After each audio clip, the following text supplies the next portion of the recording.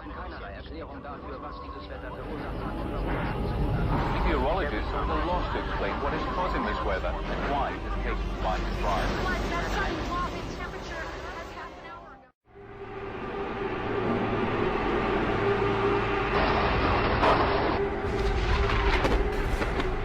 It is the agenda for the 21st century you're living in today. For a brave new world where everything that you cherished and held true will no longer exist. Warning from scientists suggesting the Earth may be on the verge of another mass extinction. And it wouldn't take much to dislodge us from being at the top of the food chain. But look at something very simple. We are dependent on just a few crops, wheat, rice, and just a few crops. And if a blight were to wipe out these crops, then a huge chunk of humanity would starve to death because we're so dependent on just a few plants and animals for our existence. Well, statewide drought taking its toll on Connecticut dairy farmers. Due to the dry conditions, keeping the milk cows fed is getting really expensive.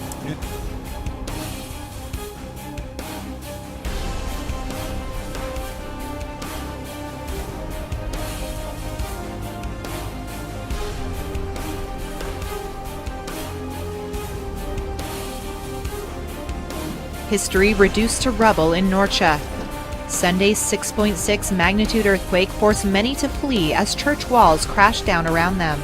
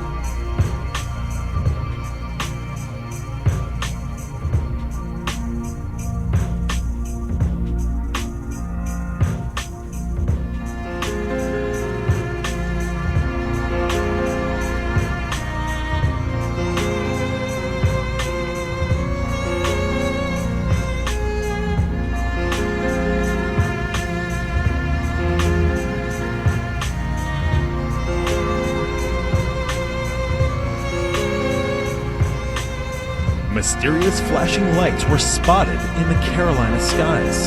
Some believe it could have been a close encounter of the third kind.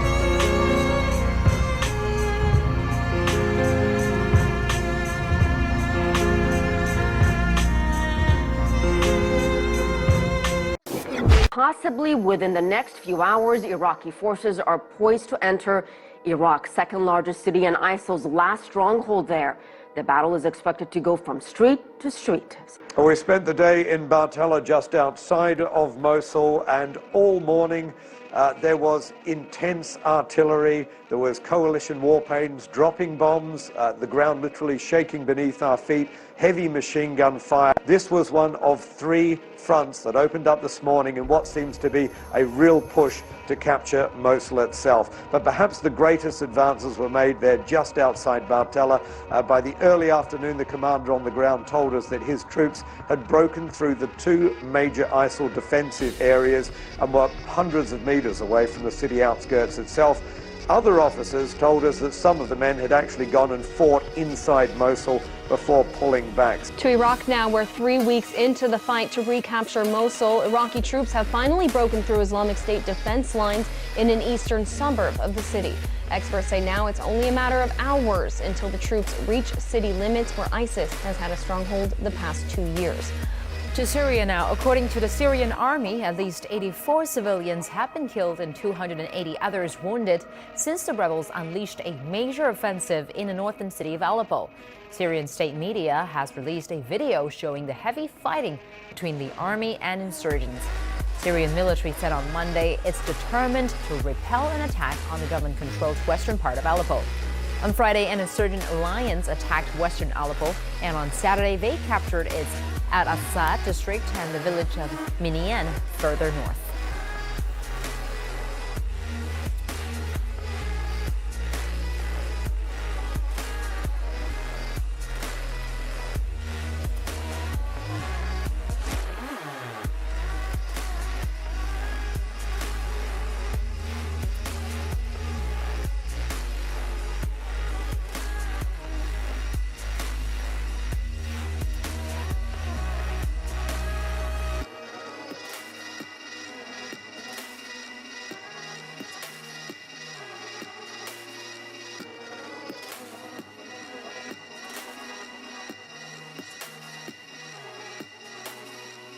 Libyan forces have advanced into Sirte to remove the last remnants of ISIL's fighters there. Officials say the army is very close to recapturing the city, but is facing snipers and car bombs. Soldiers say they are trying to avoid hurting women and children being used as human shields by ISIL. Many civilians have managed to escape. ISIL took control of Sirte early last year. The offensive to recapture city began actually 5 months ago. Even a gentle slope can be a major obstacle for an amputee. Rishi Vegad's tackling this one with a prosthetic leg that blends robotics and cyber technology. And he can almost forget he's wearing one.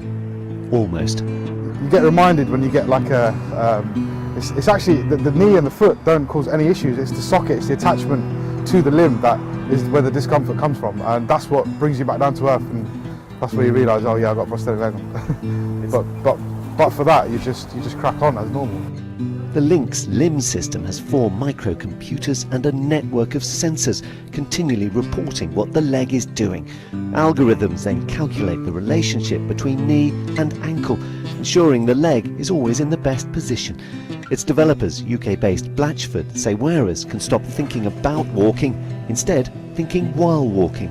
Chinese lawmakers are considering a new law to improve nuclear safety. The Standing Committee of China's National People's Congress is holding its bi-monthly meeting in Beijing this week. The nuclear safety law is designed to protect nuclear industry workers as well as the public and the environment. The Standing Committee is also working on a new law to support small and medium-sized businesses.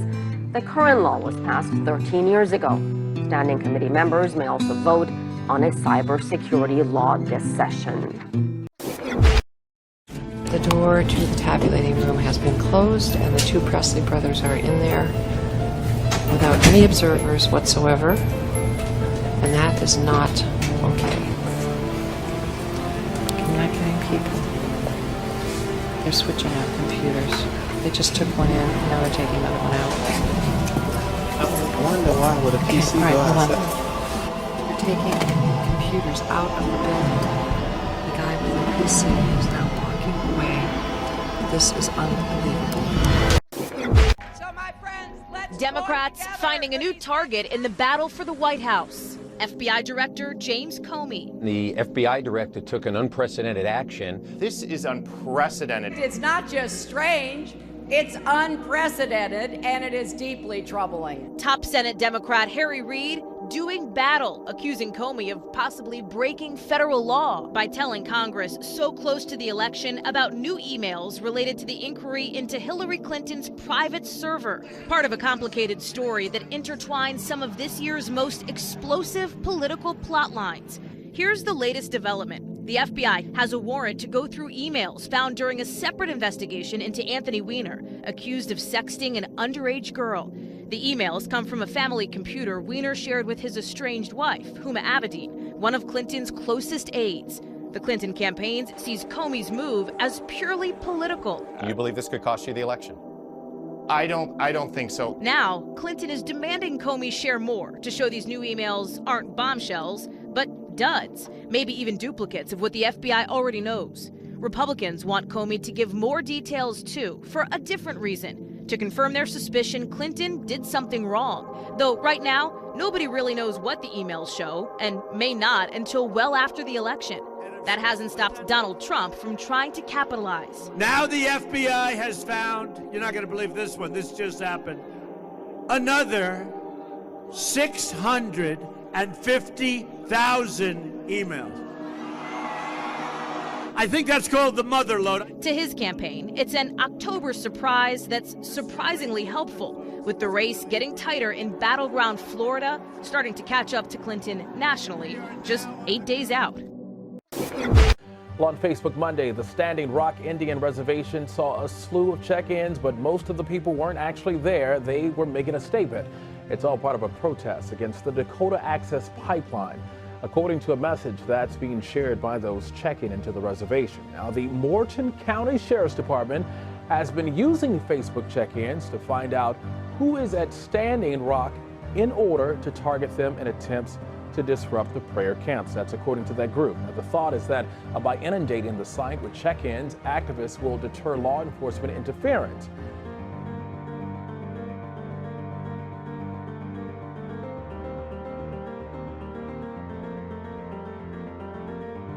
Colonial Pipeline gas line in Alabama went up in flames Monday, forcing the company to shut it down for the second time in 2 months. And that could mean yet another round of gas shortages and price jumps for the East Coast. According to Colonial officials, a crew using an excavator hit the pipeline, which caused a massive explosion.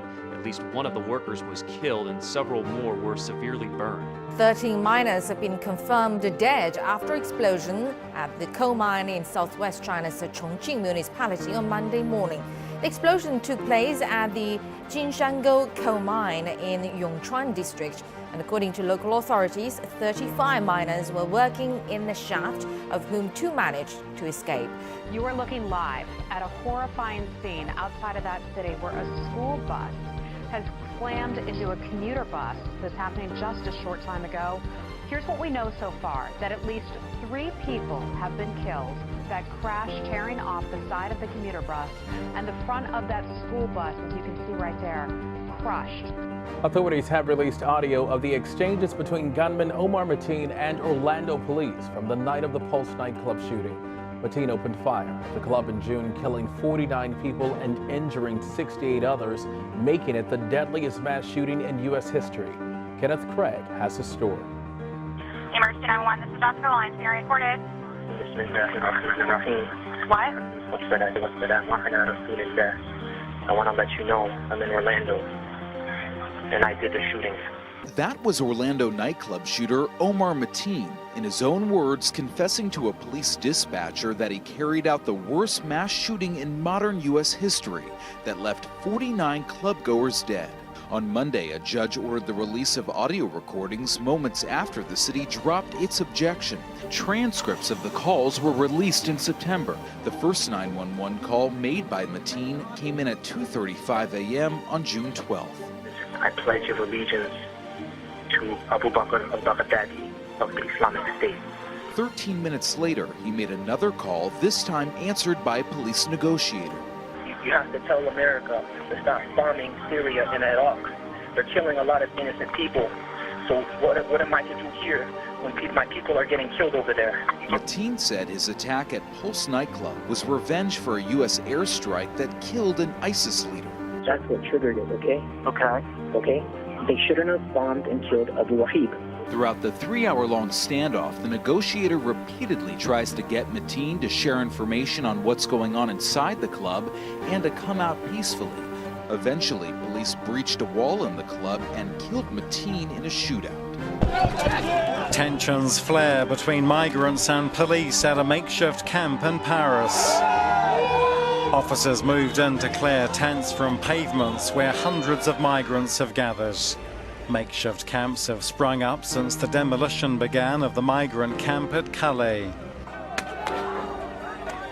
Pakistani police fired tear gas at demonstrators ahead of a planned anti-government rally in Islamabad. Hundreds of protesters are heading to the capital after a court ruling last week cleared the way for opposition politician Imran Khan to hold a mass protest there on Wednesday. The highway near the town of Swabi was blocked with large shipping containers as demonstrators volleyed rocks to the police's tear gas. The Islamabad High Court dismissed government challenges to Wednesday's protest, but said that the rally had to be held at a fairground far from the city center.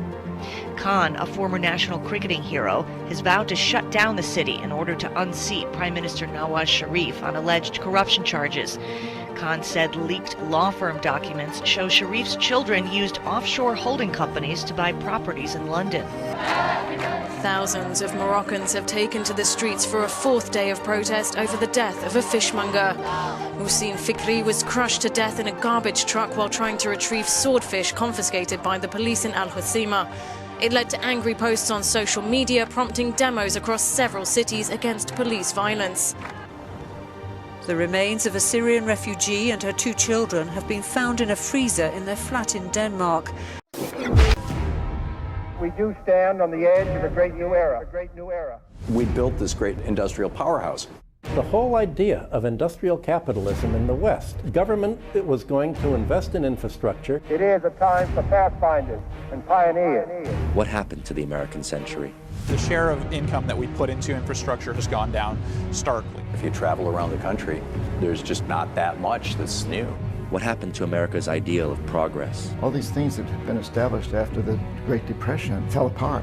You'll see that whole streets are just closing down. A community that's undereducated, underemployed. Baltimore was a blue-collar town. Now the air quality is wonderful because there's no industry here anymore. It's beyond light. Detroit had a population of about 2 million people in 1950. It's now a little over 600,000. A huge percentage of the budget goes to the military. This is an economy that's based to a large degree on killing people. If you were to cut the military budget in half, we'd have a depression in the United States. So they're literally working full-time and making poverty wages. You have 1,600 vacant houses. It's insane. They said, let's save a few dollars and pump the water in from the Flint River. Decades and decades of being ignored. Americans are finding themselves in a desperate situation. They're new slaves. A lot of talented people here, but you will never know because of the reputation we got. If you're an entrepreneur right now in America, the last thing you want to do is take risk. This is not a world I want to take risk in. America is not the pillar of democracy and freedom that it was once seen to be. Here we are, naked in front of the world. It's a real tragedy.